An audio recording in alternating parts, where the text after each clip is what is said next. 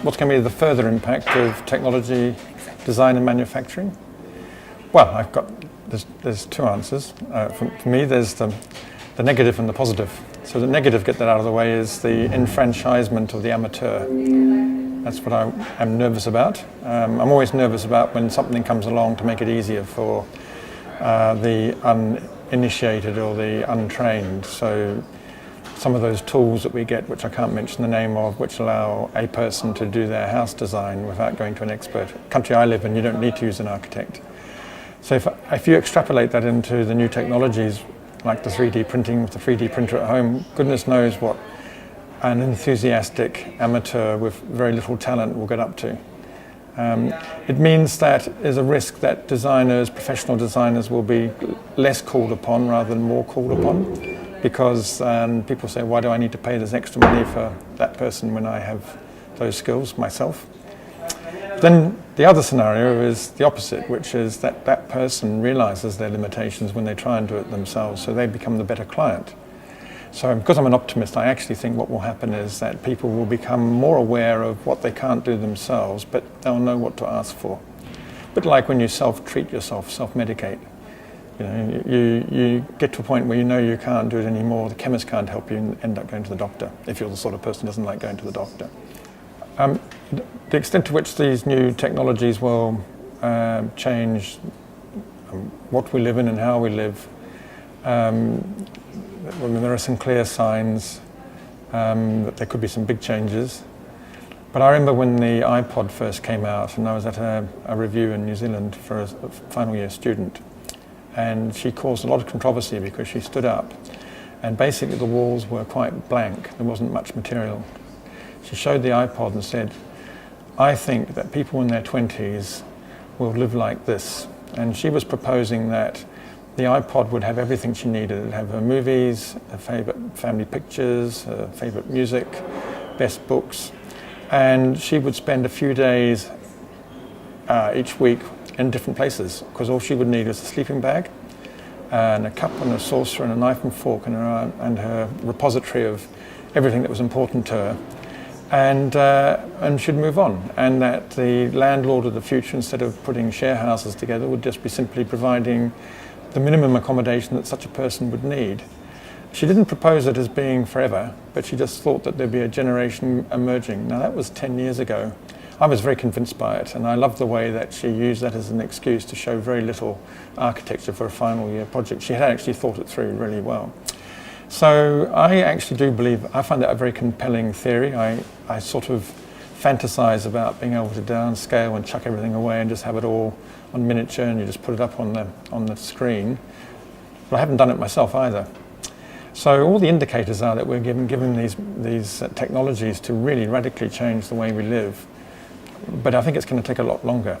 As a parent, I can see our kids behaving in quite a different way through technologies. Their priorities are very different.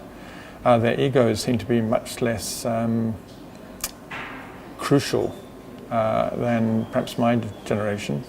It would be very tempting to extrapolate also the technology and say that it's going to grow a new acceptance of ephemerality or a new desire for ephemerality. I don't believe that to be the case, because we've always had it. There's always been tribes that are nomadic. We as civilians must have known that we didn't need to have bricks and mortar, that we could always have lived in a yurt, regardless of whether you're living in the north or the south of the equator, but we haven't. I think there must be a preternatural instinct for humans to actually have the bricks and mortar, to own their home. However, the reason for that must become less with the new technologies. Even the way we have clothes that can keep us warm in ridiculous temperatures, you can imagine that you don't need to have the conventional house with conventional heating and all the rest of it. But where's the evidence that that's what humans really want to do? Just because you can do it with more facility, I'm not sure. I mean, augmented reality is an interesting one. At one end of the spectrum, it's where it's used, like Oculus Rift, to give yourself a glimpse into the future, because basically you're looking at a design that hasn't happened yet, so it's always going to be looking into the future. It's never, I mean, of course it's useful, but in my work with Gaudi, nothing, doesn't matter what equipment we use, nothing has ever prepared us for what a space really feels like once it's made. Doesn't matter what scale or how it's presented. But at the other end of the spectrum, augmented reality is an incredibly intriguing possibility. The fact that the architect may not need to do facades with any detail because they'll be projected, or they'll have these wonderful paints that just are luminescent, electroluminescent, and will light up, change colour, change shape. You can have a Greek building, classical Greek building one week and Gothic revival the next. This is all going to happen, I do believe. And wall washing with light, these incredible LEDs now that just can do any colour, anytime. Well, will we do that? Will we have a pink living room one week and a blue living room the next? I don't know. It's there. It's happening. You see it in commercial contexts. I imagine as the technology becomes cheaper, people may think about it. But again, I refer back to what is the sense of stability do people really want? Are they really wanting to feel that everything's fluid and moving all the time, or do they actually want something that's solid? In terms of style, because it always comes to that, I argue that once modernism was sort of thrown off, and then there were those sort of dreadful experiments in postmodernism and neo-vernacular and stuff, what I think's happened is that we've gone into this pluralist phase where basically anything goes as long as you can argue for it. And I think it's really important because I don't know how you get out of a pluralist ethos or psychology unless somebody forcibly takes you out of it. Because basically something like modernism was 2 generations of being bullied into an architectural paradigm which may or may not have been within your sensibility, but you didn't have any choice. The ones that did fight it, like Sharon and people before, like Gaudi, Otto, are exceptional for me because they are the people who weren't going to be bullied. But generally, there was this kind of 50 years of bullying, and now we don't have it. So the only way we would ever, I think, slip back into a dominant paradigm or an orthodoxy is because it's imposed on us. And I think that the digital technologies are actually making that very, very hard to do. Because at the end of the day, you can just throw your hands up and say, I'm not having any of this. I'm going to put my LEDs on and put a nice colour on that makes me feel happy. Well, when we think about the formation of designers of the future, and do we need to think back how we've always taught design and say, well, nothing's going to change? I think there's a revolution. If it hasn't happened already, it's going to happen, and it's going to happen so suddenly that we'll all be, people like me, sort of fuddy-duddy academics, we're all going to wonder what happened. Why is it that what we do is suddenly being devalued by young people? The reason I think this is because of the fact that the access to knowledge is immediate. And I've noticed again with my kids' generation that they're not so sure why they have to learn things when they can look it up. So I think know-how will be more important than knowledge. And obviously the new technology gives you access to that. Now my argument about what does a good design school do is always been very clear. In my limited view, probably, intuition is very strong in designers. And I don't think I've met anybody yet who didn't seem to have any design intuition acquire it later. What I have seen is people with limited design intuition develop it to be more effective. And I've seen people with great design intuition just go on to be greater. But I've never seen anybody, and I don't know if you know what I mean, but the sort of person that you give them a pencil and the only thing they know about it is which end to hold it. But they just cannot draw a line for toffee, they cannot express themselves. Increasingly, you hear teachers saying, well, it doesn't matter because they're going to use the computer anyway. But I'm from the generation where it does matter. So for me in education, regardless of whether it's sociology or philosophy or design, is about coming to a place of learning and learning how to get the know-how that you'll need to professionally benefit from knowledge without actually having to have the knowledge. And I think the know-how will always come down to what you're naturally good at and what you naturally like doing. So for me, the design course of the future will be the same. You're taking people in for 5 years, say, and they leave with their judgment skills enhanced to the extent that they can work responsibly on their own without supervision. So you can give them big tasks to do, and you can be confident that they know what they don't know and they know what to do about it. My position is a Professor of Urban Futures, and I'm at the University of Melbourne, which is one of the world's top, it's 33rd I think in the world's league of research, so it's a major research institution. And one of the things I was asked not to do was to set up anything. Like, I'm not to set up a laboratory or a studio. I'm just to work across the university. I'm based at the Faculty of Architecture, Building and Planning, but I'm really meant to try and find routes for the rest of the university to get involved in the design debate around cities. So often I'm asked, oh, so do you know what the future of cities is? And I'll say, no, I don't. But in my faculty, there's already a future cities group, and there's another group, which is the Victorian Environmental something, but they're a sustainability group, but they're basically looking at the future of cities. I'm looking at the future of engagement among the people who have most to offer, thinking about what the city needs to become. So that means not being the designer or being the leader of a design team, but just the conversation starter and the conversation enabler for the people who don't traditionally get together to speak about cities and where they're going to go. So for me, what I'd like to think is that what I'm doing now is normal in some years' time, that we don't have difficulties finding ways to relate with social scientists. I'm speaking from the point of view of a designer. Just think of all the people we have difficulty speaking to, engineers even.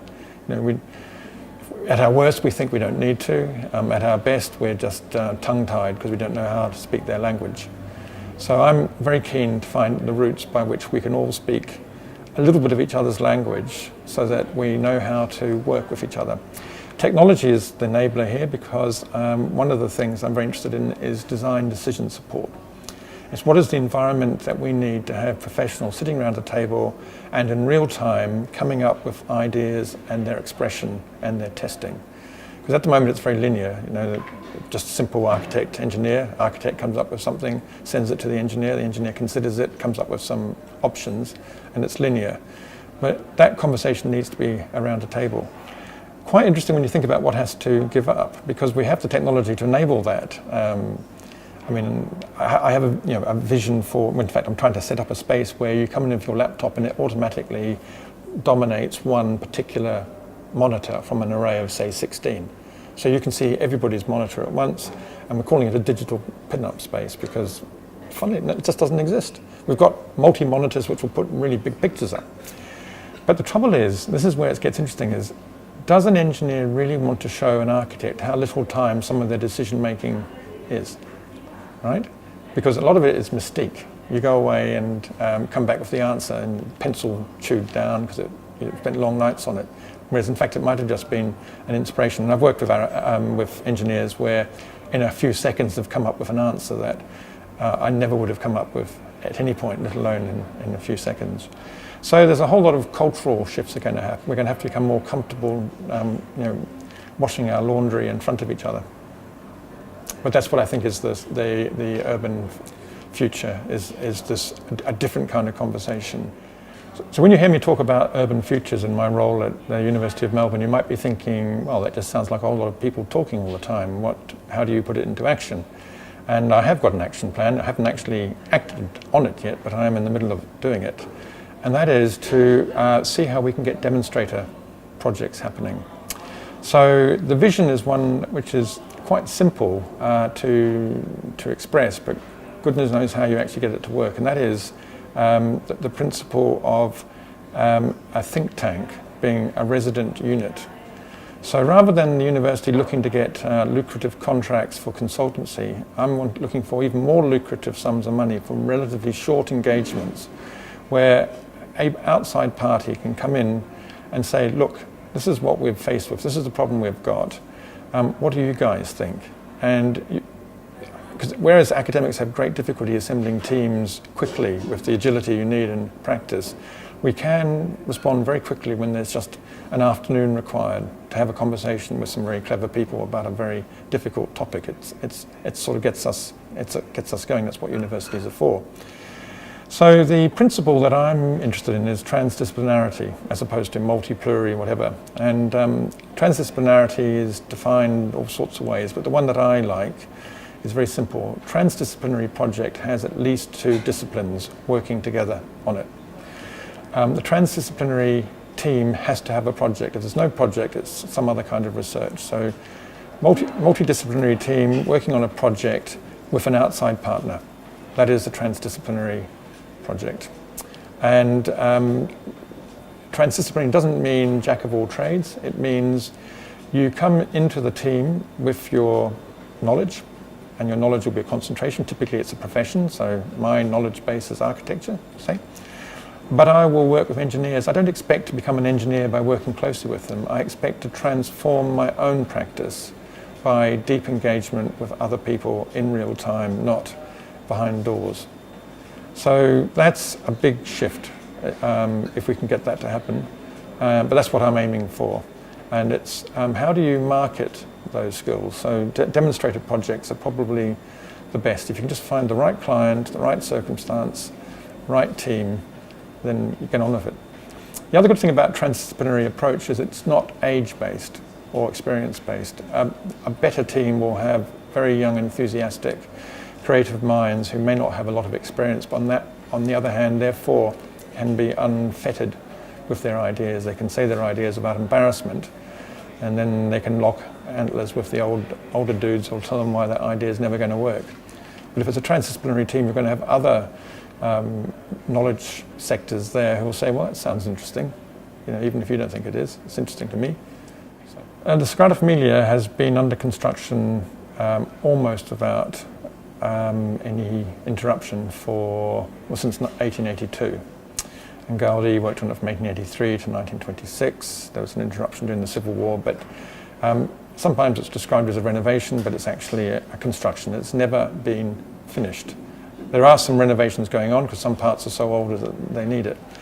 Now, what the contribution of the Sagrada Familia is to Barcelona and to Catalonia and to the world is really very extraordinary. Shall I do the answer first from a technological point of view? My instinct is to actually answer it culturally, but given that that is such a hot potato, I'm going to put my cards on the table and talk about its technological contribution, including by Gaudi as well. So let's look at the last years of Gaudi. He introduced into the world a view of what Patrick Schumacher calls parametricism, what we in our group call flexible modelling, the idea that you have something which is topologically explicit, but topographically imprecise. In other words, the topology of relationships between lines, vertices and faces doesn't change, but its actual shape does by just changing the parameters. Well, Gaudi was doing that. Whether we look at his hanging model for the chapel for Colonial Güell, or if we look at what he did for the Sagrada Familia, how he left for his successors a codex based on a geometry so rich in variety that you would have to be a genius to go into the space and say, oh, look, it's a collection of 3 different surfaces, because that's what it is, actually. So parametrically, he's the front runner. Trying to find a way to build the building sensibly in the modern era required looking beyond the tools that the architect traditionally works with. So the trouble with those tools is they've been designed to suit the way we traditionally work. So those products that we first looked at, and haven't changed much either, were really about, so architects draw lines, do they? And they draw plans. Okay, well, that's what our software will do. Whereas Gaudi was thinking always in the 4th dimension.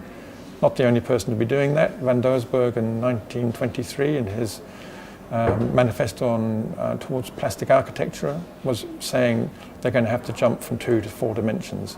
Why 4 dimensions? It's because it's parametric. It requires displacement, so nothing's fixed.